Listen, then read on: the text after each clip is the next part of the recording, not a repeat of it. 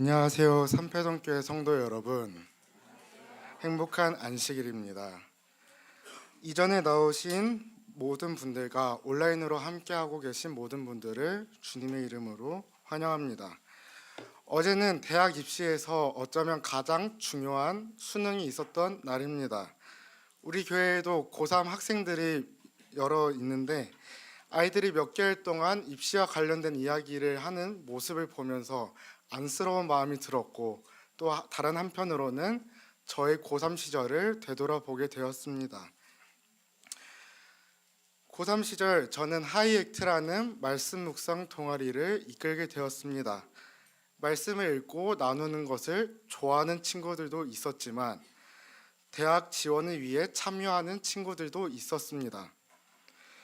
종교 동아리에 대한 기록이 있으면 36대 교인 전형에 지원하는 데 도움이 될 거라고 생각했기 때문입니다. 그렇게 매 점심시간이면 함께 모여 말씀을 읽고 나누며 서로를 위해 기도했던 기억이 납니다. 모든 친구들이 합격을 했으면 좋았겠지만 합격하지 못한 친구들이 실망을 하고 교회를 떠나고 신앙을 떠나는 모습을 보았습니다.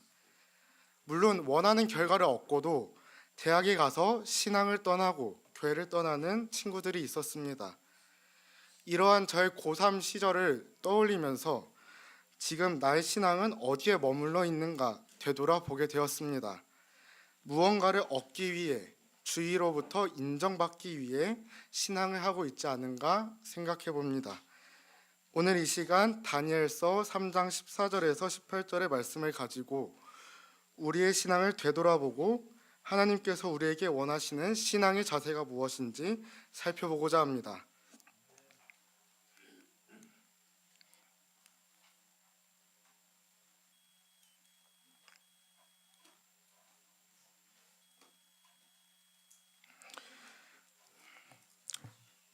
느부갓네살이 그들에게 물어 이르되 사드락 메삭 아벳느고야 너희가 내 신을 섬기지 아니하며 내가 세운 금신상에게 절하지 아니한다 하니 사실이냐? 이제라도 너희가 준비하였다가 나팔과 피리와 수금과 사명금과 양금과 생황과 및 모든 악기 소리를 들을 때 내가 만든 신상 앞에 엎드려 절하면 좋거니와 너희가 만일 절하지 아니하면 즉시 너희를 맹렬히 닿는 풀무불 가운데에 던져 넣을 것이니 능히 너희를 내 손에서 건져낼 신이 누구이겠느냐 하니 사드락과 메삭과 아벳느고가 왕에게 대답하여 이르되 느부갓네살이여 우리가 이 일에 대하여 왕에게 대답할 필요가 없나이다. 왕이여 우리가 섬기는 하나님이 계시다면 우리를 맹렬히 타는 풀무불 가운데에서 능히 건져내시겠고 왕의 손에서도 건져내시리이다. 그렇게 하지 아니하실지라도 왕이여 우리가 왕의 신들을 섬기지도 아니하고 왕이 세우신 금신상에게도 절하지도 아니할 줄을 아옵소서. 여러분은 신앙의 출발점이 어디라고 생각하시나요?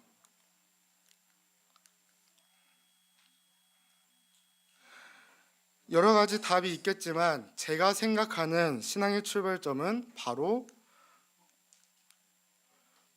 부르심에 있다고 생각합니다. 히브리어로는 카라 그리고 헬라어로는 칼레오라는 단어로서 부르다, 선포하다, 소환하다라는 원어적 의미가 있습니다.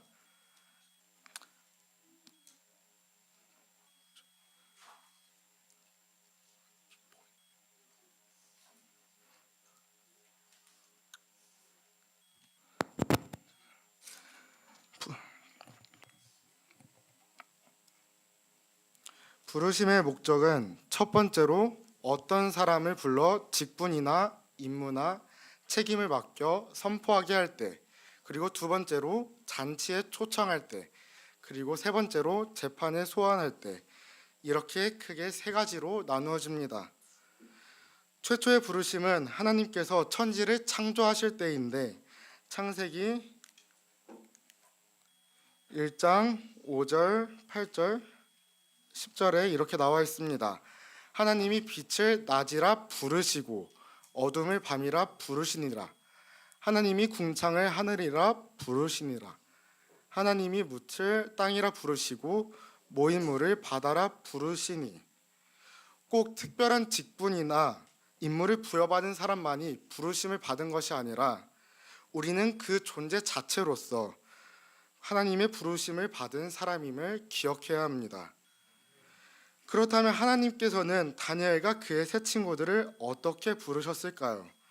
다니엘과 세 친구들에 대한 예언이 이사야서 39장 5절에서 7절에 나와 있습니다. 이사야가 히스기야에게 이르되 왕은 만군의 여호와의 말씀을 들으소서. 보라, 날이 이르리니 내 집에 있는 모든 소유와 내 열조가 오늘까지 쌓아둔 것이 모두 바벨론으로 옮긴 바 되고 남을 것이 없으리라. 여호와의 말이니라. 또 내게서 나의 자손 중에서 몇이 사로잡혀 바벨론 왕궁의 환관이 되리라 하셨나이다.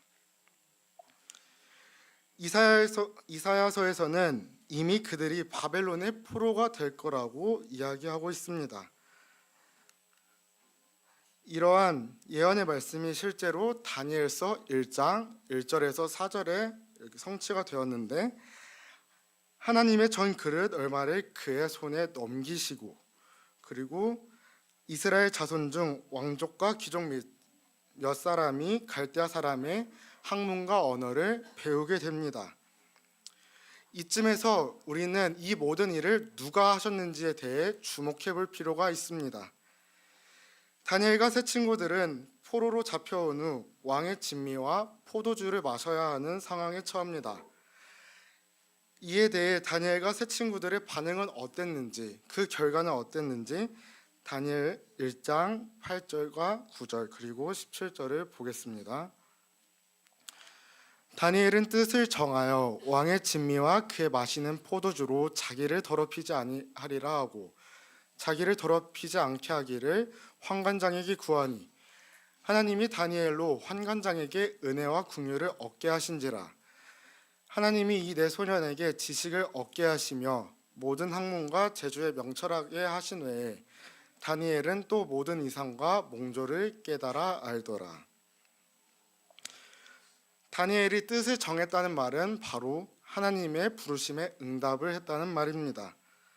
그래서 하나님은 은혜와 긍휼을 얻게 하셨고 다니엘과 세 친구들에게 지혜를 주신 것입니다. 다니엘과 세 친구들이 뜻을 정할 수 있었던 이유는 먼저 말씀을 읽고 기억했기 때문이고, 그들의 눈앞에 하나님께서 예언하신 대로 펼쳐진 역사를 확인했기 때문입니다. 이제 본문 말씀으로 넘어가도록 하겠습니다. 다니엘서 3장 초반부에 느부갓네살은 금신상에게 엎드려 절하라는 명령을 내립니다. 금신상에게 절하지 않는 자는 풀무불에 던져져 죽음을 맞이하게 될 거라고 말합니다. 여러분이라면 어떻게 하시겠습니까? 잠깐 절하고 그 상황을 피해 가시겠습니까? 아니면 하나님께 대한 믿음을 드러내시겠습니까? 이러한 왕의 명령에 다니엘의 세 친구들은 굴복하지 않았고 왕의 앞에 서게 됩니다. 사드락과 메삭과 아벳느고가 왕에게 대답하여 이르되 느부갓네살이여, 우리가 이 일에 대하여 왕에게 대답할 필요가 없나이다. 왕이여, 우리가 섬기는 하나님이 계시다면 우리를 맹렬히 타는 풀무불 가운데에서 능히 건져내시겠고 왕의 손에서도 건져내시리이다. 그렇게 하지 아니하실지라도 왕이여, 우리가 왕의 신들을 섬기지도 아니하고 왕이 세우신 금 신상에게 절하지도 아니할 줄을 아옵소서. 그들은 왕의 명령, 세상의 권세자의 명령에 대해 답할 필요가 없다고 말합니다.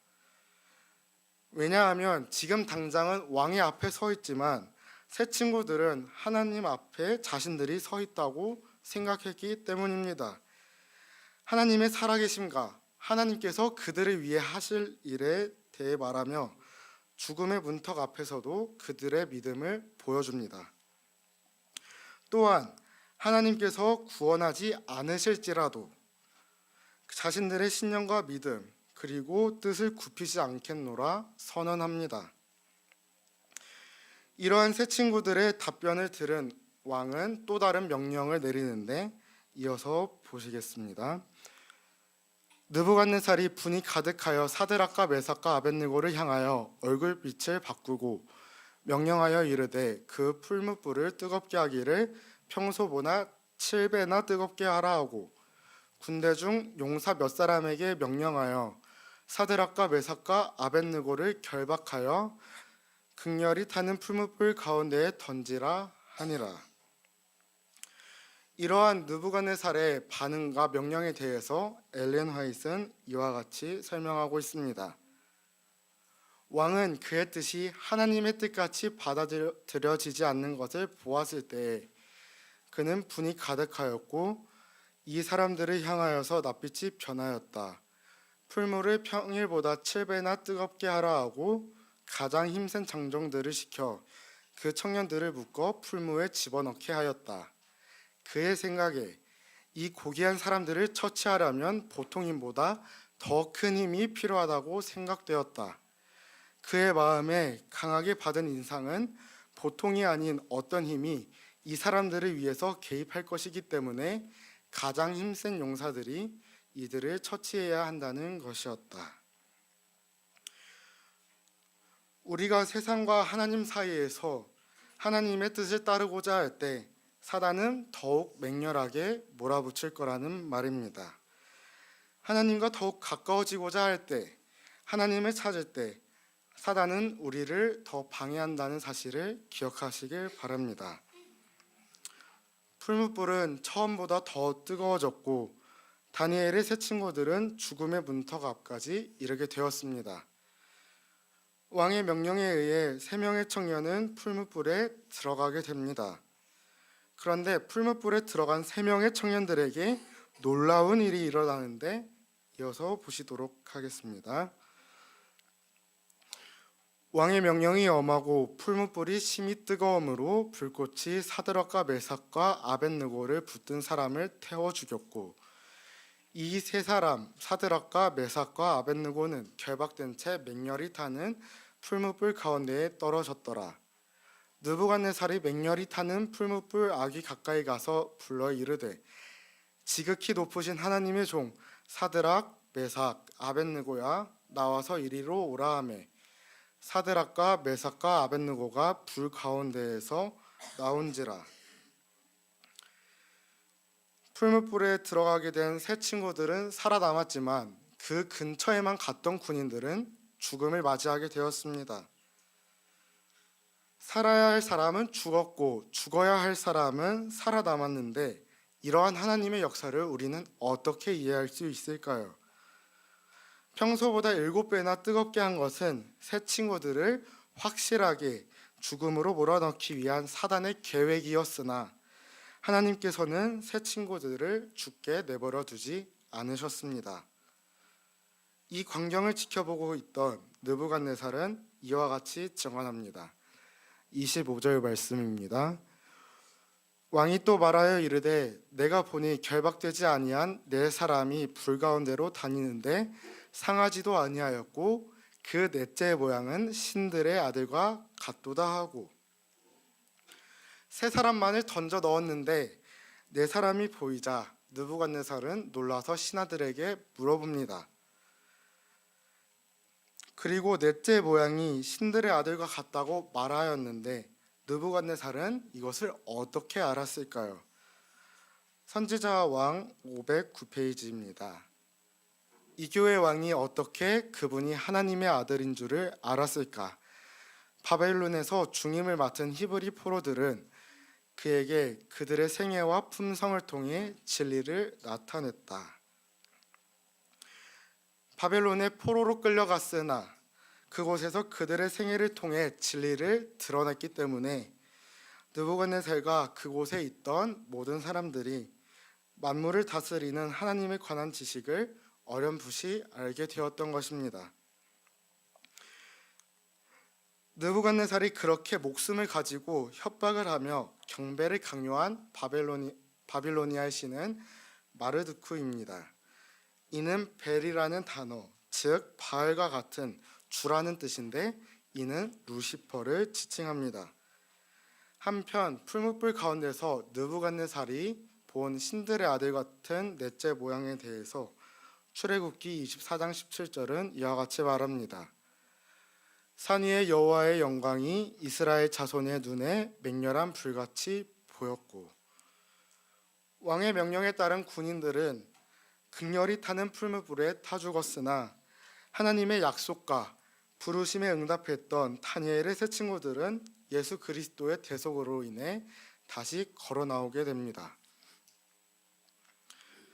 이 일로 인해 느부갓네살은 조서를 내리게 되는데 내용은 이와 같습니다. 느부갓네살이 말하여 이르되 사드락과 메삭과 아벳느고의 하나님을 찬송할지로다. 그가 그의 천사를 보내사 자기를 의뢰하고 그들의 몸을 바쳐 왕의 명령을 거역하고 그 하나님 밖에는 다른 신을 섬기지 아니하며 그에게 절하지 아니한 종들을 구원하셨도다. 그러므로 내가 이제 조서를 내리노니 각 백성과 각 나라와 각 언어를 말하는 자가 모두 사드락과 메삭과 아벳느고의 하나님께 경솔히 말하거든 그 몸을 쪼개고 그 집을 거름터로 삼을지니 이는 이같이 사람을 구원할 다른 신이 없음이니라 하더라. 자신의 신앙을 타협하지 않고 하나님을 선택했던 세 친구들로 인해 하나님의 능력과 위엄이 크게 증거되었습니다. 타국의 포로로 끌려갔으나 하나님을 향한 그들의 믿음은 변하지 않았습니다. 그렇게 하지 아니하실지라도 하나님께서 그렇게 하지 아니하실지라도 하나님에 대한 믿음을 굳건히 지킴으로 바벨론에 복음이 전파되었던 것입니다. 그들은 높고 명예로운 지위를 얻게 되었지만 그들은 이 때문에 하나님을 잊어버리지는 않았다. 거룩하게 하시는 하나님의 은혜 아래 그들의 모든 능력을 굴복시켰다. 경건한 모범과 굳굳한 성실성으로 그들을 흑암 중에서 부르사 기이하신 빛 가운데로 들어가게 하신 자를 찬양하였다. 큰 무리 앞에서 그들이 그토록 놀라운 구원을 받았을 때 하나님의 능력과 위엄이 크게 증거되었다. 예수께서 친히 풀무불 가운데서 그들 곁에 서시고 그의 임재로 말미암아 교만한 바벨론 왕에게 그분이 바로 하나님의 아들이라는 강한 확신을 갖게 하셨다. 다니엘의 세 친구들은 높은 지위에 올랐지만 하나님을 잊어버리지 않았습니다. 하나님 앞에 자신들이 가지고 있는 모든 능력을 굴복하였고 하나님을 찬양하였습니다. 그들이 풀무불에 들어갔다가 구원을 받았을 때 하나님의 능력과 위엄이 크게 증거되었습니다. 하나님께서는 교만한 바벨론 왕에게 그분이 어떤 분이신지 나타내시고자 풀무불 가운데 나타나셨습니다. 하나님에 대한 믿음, 부르심에 응답하였을 때 하나님께서 그들을 복음이 전파되는 도구로 사용하신 것입니다. 이를 통해 알 수 있는 것은 복음을 전하는 일은 결국 하나님께서 하시는 일이고 다니엘과 세 친구들은 그러한 하나님의 부르심을 입은 도구였던 것입니다. 이러한 다니엘서 3장의 역사에 대한 신약의 실제적인 예시가 있습니다.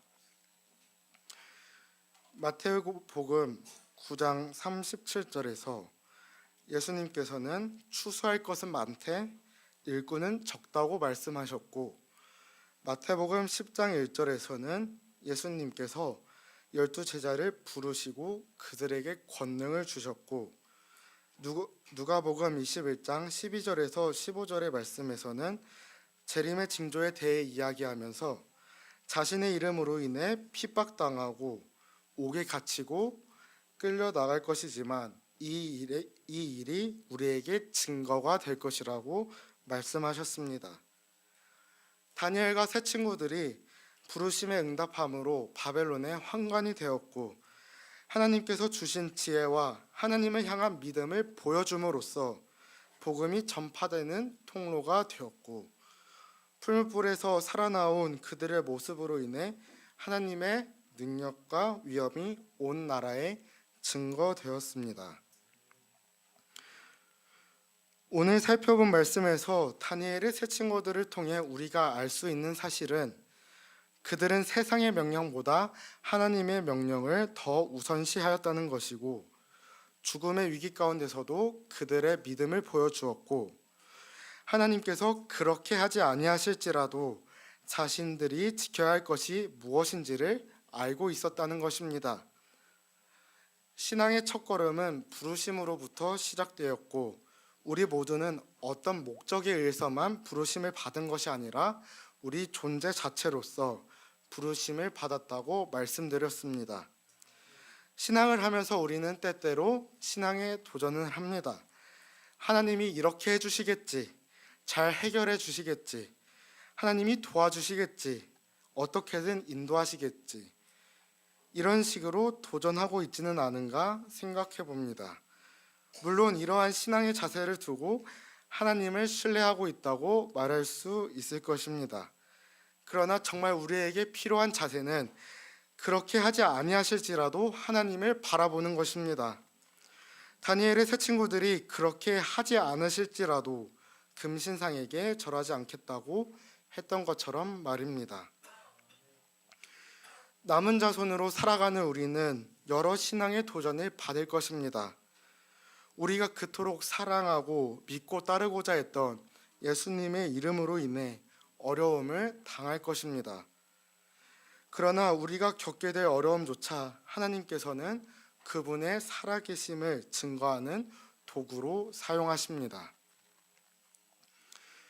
진리를 수호하고자 교회를 올바르게 세우고자 했던 종교개혁자 마르틴 루터는 95개조 반박문을 작성합니다. 교회의 부패와 종교적 부조리에 대한 내용을 담았는데, 법안권은 루터를 침묵시키기 위해 여러 수단을 사용합니다. 그의 원수들은 그 대담한 진리의 옹호자를 침묵시키기 위하여 여러 가지 수단을 썼다. 그를 칭찬하고 그를 높이고 영광스럽게 해주겠다고 약속했다. 진리를 희생하고 획득한다면 생명과 명예도 그에게는 아무런 가치가 없었다. 그는 자신의 믿음을 위하여 죽을 준비가 되어 있었다. 하나님께서는 그의 생명을 지켜주셨다. 아무런 해를 입지 않고 그 무서운 투쟁을 통과하게 하셨다. 그는 불타는 풀무불 가운데서 새 용사를 보존하신 그 하나님을 신뢰하였다. 그 어느 것도 루터의 믿음을 버리게 할 수는 없었습니다. 칭찬과 명예 그리고 어느 위협도 루터를 막을 수는 없었습니다. 왜냐하면 루터는 풀무불 가운데서 새 친구들을 보호하신 하나님을 신뢰했기 때문입니다. 이어서 황제로부터 소환 통보를 받은 루터의 편지의 내용을 보겠습니다. 나는 황제께서 나를 부르는 것은 하나님께서 친히 부르시는 것이라고 믿어 의심치 않기 때문입니다. 만일 그들이 내게 대하여 폭력을 쓰기를 원한다면, 또한 그렇게 할 가능성은 매우 많을지라도 나는 그 문제를 주님의 손에 맡기고 있습니다. 새 젊은이들을 타오르는 풀무불 속에서 지켜주신 하나님께서는 지금도 살아계셔서 통치하십니다. 그분께서 나를 구원해 주시지 않을지라도 나의 생명은 별반 중요하지 않습니다. 전하께서는 내가 도망하는 일과 믿음을 취소하는 일 이외에는 나에게서 어떤 것이든지 기대해도 좋습니다. 나는 도망할 수 없으며 믿음을 취소할 수는 더욱 없습니다. 새 젊은이들을 타오르는 풀무불 속에서 지켜주신 하나님께서는 지금도 살아계셔서 통치하십니다. 루터의 이 고백이 우리 모두의 고백이 되길 소망합니다. 하나님께서 나를 어려움 가운데서 건져내시지 않을지라도, 하나님께서 나의 삶을 내가 생각하는 방향으로 인도하지 않으실지라도, 하나님께서 내가 원하는 것을 이루어 주시지 않을지라도, 하나님께서 나의 기도에 즉각 응답하지 않으실지라도 마지막을 향해 달려가고 있는 우리는 진리와 하나님께 대한 믿음을 지켜내야 하지 않겠습니까? 하나님께서는 마지막을 향해 달려가고 있는 우리가 그분을 전적으로 신뢰하길 원하십니다. 우리 모두가 태초부터 부르신 그 부르심에 응답하여 그분 앞에 뜻을 정하길 기다리고 계십니다. 그리하여 하나님의 살아계심과 그 능력을 증거하는 도구이자 복음이 전달되는 통로가 되길 바라십니다.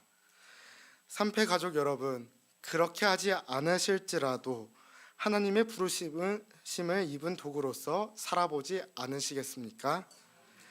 뜨뜻미지근한 신앙에서 벗어나 하나님을 더욱 신뢰하는 그분의 부르심에 뜨겁게 응답하는 우리 모두가 되길 소망합니다.